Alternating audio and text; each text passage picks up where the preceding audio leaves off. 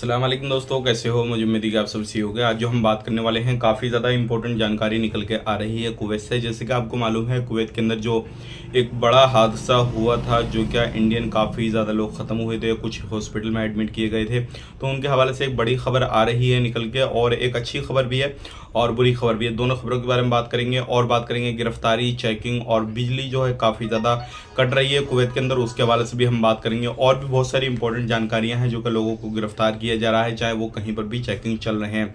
तो चैनल को पहली बार देख रहे हैं, सब्सक्राइब करें और साथ ही साथ बेल आइकन जरूर प्रेस कर दें। आने वाले वक्त में ऐसे ही इन्फॉर्मेशन आपको मिलती रहे और आप हमेशा हमारे साथ में जुड़े रहें। सबसे पहले हम बात कर लेते हैं, जैसे कि आपको मालूम है कुवैत के अंदर एक बड़ा हादसा हुआ था।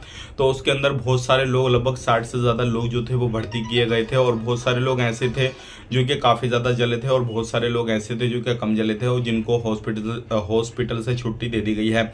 लेकिन अभी उनमें कुछ लोग ऐसे हैं जो कि 10 लोग ऐसे हैं जिनकी फैमिलियां कुवैत के अंदर मिलने के लिए आ रही हैं। तो उनका पूरे तरीके से अरेंजमेंट जो है वो कंपनियों ने किया है। उनके खाने की व्यवस्था, रहने की व्यवस्था, टिकट की व्यवस्था, वीज़ा की व्यवस्था, सब कुछ जो है वो कंपनियों ने किया है। और 10 लोगों की फैमिली कुवैत के अंदर मिलने के लिए आ रही हैं। अब बात कर लेते हैं, यहाँ पे एक बंदे की बॉडी का भी पता नहीं लगा ये किसकी है किसकी नहीं है। इंडियन एक बंदे को, यानी कि उसके भाई को बुलाया जा रहा है और डीएनए टेस्ट कराया जाएगा, उससे मैच होगा, उसके बाद में फाइनली रिजल्ट आएगा कि ये बॉडी किसकी है। अब इसकी भी जो है पूरे तरीके से तैयारी हो चुकी है, और इस तरीके से कुवैत के अंदर जो हादसा हुआ था, लोगों को बुला कर सारी चीज़ें, और जो लोग ज़्यादा घायल उनकी फैमिली को बुलाकर उनको मिलवाया भी जा रहा है। तो इसके बारे में आपका क्या कहना है, कमेंट करके जरूर बताइएगा। क्योंकि ये मेरी तरफ अगर मैं अपने हिसाब से सोचूं, ये सारी चीजें जो है ये कदम काफी अच्छा उठाया गया है, जो कि उनकी फैमिलियों की व्यवस्था वगैरह की गई है हर तरीके से, वीजा को लेकर, टिकट को लेकर, खाने पीने रहने को लेके। और जिस भाई की बॉडी को पहचाना नहीं जा रहा है तो उसके भाई को बुलाकर डीएनए टेस्ट कराया जाएगा, और उसके बाद में फाइनली क्लियर हो जाएगा कि ये बॉडी किसकी है किसकी नहीं है, उनकी है या नहीं है। तो ये सारे जो लोग आ रहे हैं वो इंडिया से ही आ रहे हैं, क्योंकि इंडिया के लोग काफ़ी ज़्यादा कुवैत के अंदर रहते थे। अब बात कर लेते हैं यहाँ पे अगली खबर की तरफ। जो अगली खबर आ रही है निकल के, ये काफ़ी ज़्यादा इंपॉर्टेंट है। अगर आप किसी भी तरीके से कहीं पर भी काम करते हैं तो गलत एक्टिविटी ना करें, क्योंकि अभी 3 बांग्लादेशी लोगों को गिरफ्तार किया गया है। रीजन क्या था?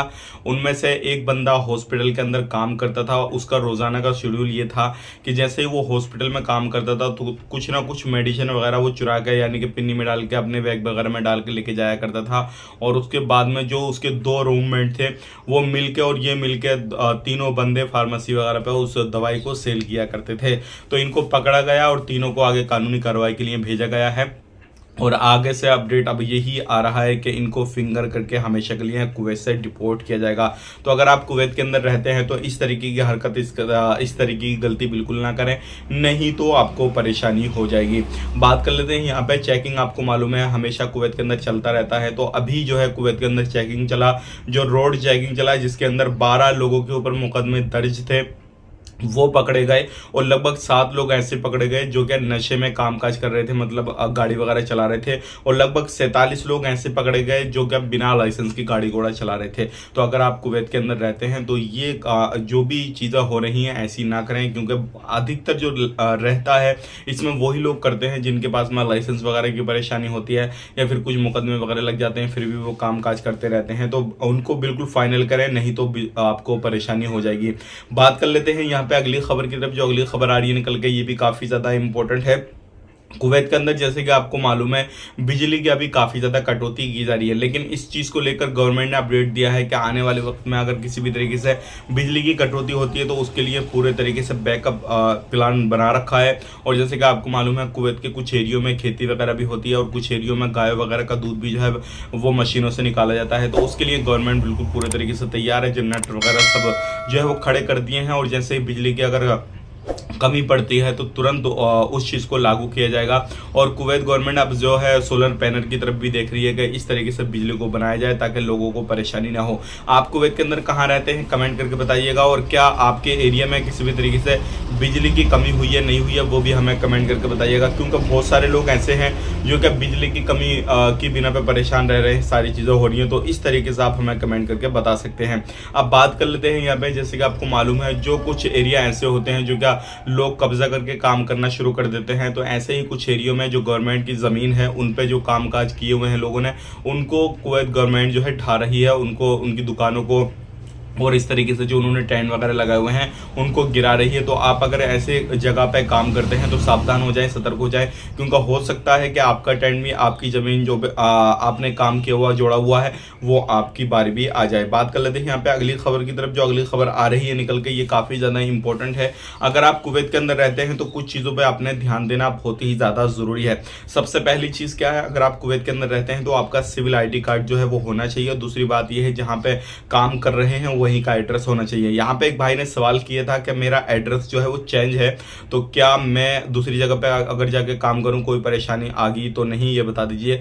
तो मैं आपको बताना चाहूँगा, अगर आपका एड्रेस मिसाल के तौर पर जिस जगह पे आप काम नहीं कर रहे हैं वहाँ का है और आप जो है जहाँ पे काम कर रहे हैं वहाँ का एड्रेस नहीं है, तो ध्यान रखिएगा। जब जो भी टीमें चेकिंग करने के लिए आएंगी वो आपको देखेंगी और कंपनी से इंक्वायरी करेंगी जहाँ पे आप काम कर रहे हैं, उसकी वीज़ा को देखेंगी कि इसी कंपनी ने वीज़ा इशू करके दिया है, ये बंदा अलग से वीज़ा इशू किया हुआ है, क्योंकि उनके पास में पूरा रिकॉर्ड होता है कि ये वीज़ा इसी जगह का या फिर अलग का है। एड्रेस चेंज हो गया कोई मसला नहीं है, लेकिन अगर आपकी कंपनी चेंज हो गई, आपकी जगह चेंज हो गई या फिर आप दूसरी कंपनी में जाके काम कर रहे हैं, आपका एड्रेस चेंज हुआ, तो इस कंडीशन में आपकी परेशानी हो जाएगी। कंपनी ने एड्रेस चेंज करा, मतलब आप जहां पे रहते थे वहां से कंपनी ने आपको दूसरी जगह ट्रांसफर कर दिया है और आपका एड्रेस चेंज हो गया, तो फिर वो कंपनी की टेंशन है, आपको टेंशन लेने की जरूरत नहीं है। लेकिन अगर आप भाग गए हैं और आप दूसरी जगह जाके काम कर रहे हैं और सोच रहे हैं कि मेरा एड्रेस तो चेंज हुआ, क्या प्रॉब्लम आएगी, तो जो भी बल्दिया की टीम होती है, जो भी चेकिंग करने वाले पुलिस वाले होते हैं, उनको सब कुछ पता होता है ये वीज़ा कौन सी कंपनी का है। उनके पास में सारी मशीनें होती हैं और सारा कुछ जो है वो आपके सिविल ID कार्ड को देख के जांच लेंगे कि भैया आप सही तरीके से काम कर रहे हैं या गलत तरीके से काम कर रहे हैं। तो एड्रेस चेंज होने में आपको परेशानी तो आएगी, इस चीज़ का ध्यान रखिएगा। अगर कंपनी आपको कहीं पे ट्रांसफर दे रही है तो कोई मसला नहीं है। बात कर लेते हैं यहाँ पे अगली खबर की तरफ। जो अगली खबर आ रही है निकल के, ये भी काफ़ी ज़्यादा इंपॉर्टेंट है। बहुत सारे लोग इस टाइम पे फ्लाइट लेना चाह रहे हैं, तो बिल्कुल आप फ्लाइट ले सकते हैं, कोई भी मसला नहीं है। लेकिन बहुत सारे लोगों का सवाल ये है कि हम खुद से बुक करें या फिर ट्रेवल एजेंसी से बुक कराएं। तो देखिए, अगर आपने कभी बुक नहीं किया है तो सबसे पहली चीज़ ये है कि आप किसी से नॉलेज लें, ऐसे बंदे से जिसने बुक किया हुआ है, जिसने सफ़र किए हैं 2-3 और उसने खुद से बुक किया है, तो उससे आप नॉलेज लेके बुक कर सकते हैं। अदरवाइज आप पहली बार खुद से बुक कर रहे हैं और नॉलेज नहीं लिया है तो फिर कहीं ना कहीं आपको परेशानी आ सकती है। हो सकता है नाम में मिस्टेक कर लें, फिर किसी भी तरीके से पॉलिसी वगैरह में मिस्टेक कर लें या फिर कंडीशन में मिस्टेक कर ले, तो वो सारी चीज़ें होंगी।